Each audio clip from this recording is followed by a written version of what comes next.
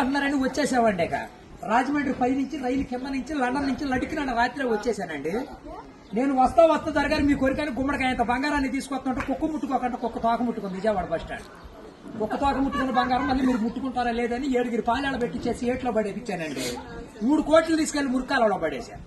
మా ఇంట్లో కోట్లు కుక్కలు తింటుంటాయండి, లక్షలు లక్కలు తినేస్తుంటాయి, ఎలుకలు తినేసి చిల్లర చీమలు తినేసేస్తాయి. ఇక కాగితాలు కట్టుంటే కాగితాలు తీసుకెళ్లిపోతాం. మాకు పొయ్యిలో ఎండి ఇంట్లో బంగారం ఉందండి, కాకపోతే ఇంట్లో వాళ్ళు ఎసట్టాలు బియ్యం లేక ఎండిపోతున్నారు. గురుగారు మీకు ఏమన్నా డబ్బుకి కానీ ధాన్యానికి కానీ ఏమన్నా లోటుగా ఉంటే మాకు కౌరు చేయండి, మేము పంపించేస్తాం. మా అడ్రస్ మండలం మధ్య యాగారం, దాని పక్కనే ఉండదండి, మల్లెడికి పక్కన పిల్లడికి మా ఊరు. దానికి మా అడ్రస్ కి సాయంకాలం ఉత్తరం రాసేసి పోస్ట్ లో ఇంకొక పొయ్యిలో వేసేయండి. మీరు పరిగెత్తుకుంటూ వచ్చేసి పంటకాలం కాడ 10ంటికి నించోండి, నేను 3ంటికి మురికాలలోకి అందించేస్తా డబ్బు.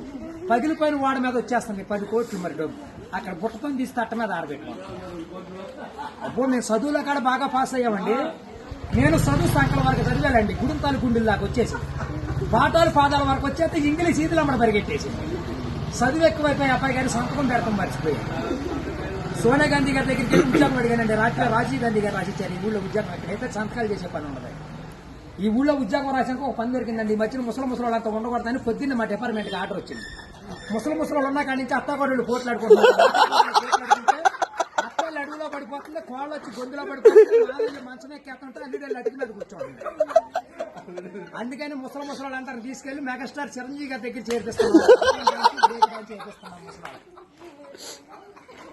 గురువు గారు దసరా పండుగ రోజున మా ఊళ్ళో ఏప్రాల్ పండుగలు వేపిస్తున్నాను నాపరాల మీద. ఏప్రాల్ పోట్లాడుకుంటే నాపరాలు ఇప్పుడు సమరాత్రి గారు వెళ్ళి సౌండ్ చేస్తుంటే, మునసూపు గారు వెళ్ళి ముడేస్తుంటే, కర్ణం గారు వెళ్ళి కాగితాలు రాస్తుంటే, ప్రెసిడెంట్ గారు వెళ్ళి పెళ్లి చేసేస్తున్నారు. ఇప్పుడు ఆ పెళ్లి భోజనాలకు ఎక్కించుకురమ్మని మా ఇయ్యంకుల వారు ఊపిలేని విమానాన్ని పంపించారండి. విమానానికి ఊరు చివరికి వచ్చాక ఊపి ఎక్కిపోయిపోయి కృష్ణానదిలో పడిపోయింది. నేను వచ్చి మీ బాజార్లో పడిపోయింది. ఇవాళ సార్జీకి మీరు 500-600 ఇచ్చారంటే సార్జీ డబ్బులు పెట్టుకుని వెళ్ళి కాకినాడ వెళ్ళి కాఫీ తాగి అక్కడ మీ పేరు పేపర్లు వేసేస్తారు. ఈసారి గారు ఇప్పుడు రాబోయే కాలానికి కాబోయే సీఎం గారు మీ పేరు పేపర్లో వేపించేస్తానండి. ఈనాడు పేపర్లో వేపించానంటే ఆంధ్ర జ్యోతులు అక్షరాలు లేకోకుండా వచ్చేస్తాను. చదువుకున్నోడు చదువుకోవచ్చు, చదువులేనోడు చదువు. దొరగారు మన ఊరంతా ఖాళీగా ఉందని సాయంకాలం మన ఊరు కాలువలో కరువు మీటింగ్ పెట్టిస్తున్నాం, మీరంతా కాడ వచ్చేయండి. ఇప్పుడు కాలువలో కరువు మీటింగ్ పెట్టించి నూతులో టిక్కెట్లు ఇప్పించి ఏట్లో సినిమా చూపించి బుడమెట్లో చూపిస్తున్నా బురకట్ట. అక్కడ నీటి మీద తామరాకులు వేసి తామరాకుల మీద కుర్చీలు వేసి కుర్చీల మీద కూర్చోబెట్టించి మనిషికి 50,000 లోన్ ఇప్పించారు. 50,000 లోన్ దొరగారు ఇప్పుడు మాకు 7 అంతస్తుల మేడ, 25 పాడిగేదలు, 10 మంది పాలేళ్లు, 7 దున్నపోతులు ఉంటాయండి మా ఇంట్లో. పొద్దున్నే లెగితే పాడిగేదలు పాలన్నీ పిండేసి పాలేళ్ళ పోసేస్తాం. దున్నపోతుల పాలు మా ఇంట్లో వాళ్ళకి ఎగజూరే కానీ ఎగజూరు ఉండదు. గురువు గారు మాకు వ్యవసాయం తక్కువ ఉందనుకున్నారా? ఏట్లో 700 ఎకరాలు మాదేనండి. సముద్రంలో సగం ఆటా ఉంది. పల్లాలో 25 ఎకరాలు ఉంటే విజయవాడ కృష్ణానదిలో బ్యారేజ్ కట్టే పక్కన 55 ఎకరాలు నా పేరునే ఉందండి. నేను ఆటలు ఏమేమి పండిస్తున్నాను అనుకున్నారు?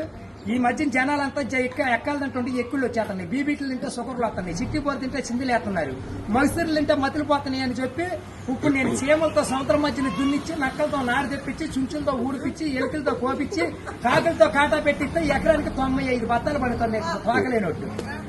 మీకేమన్నా కావాలంటే చెప్పండి, సాయంకాలం ఆఫీస్ కాడికి వస్తాను, ఒక లారీలో ఒకటి మీ ఇంటికాడ పంపించాను.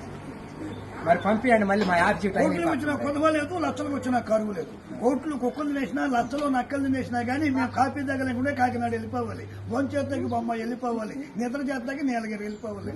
ఈ మధ్యన ఏది చూద్దాం.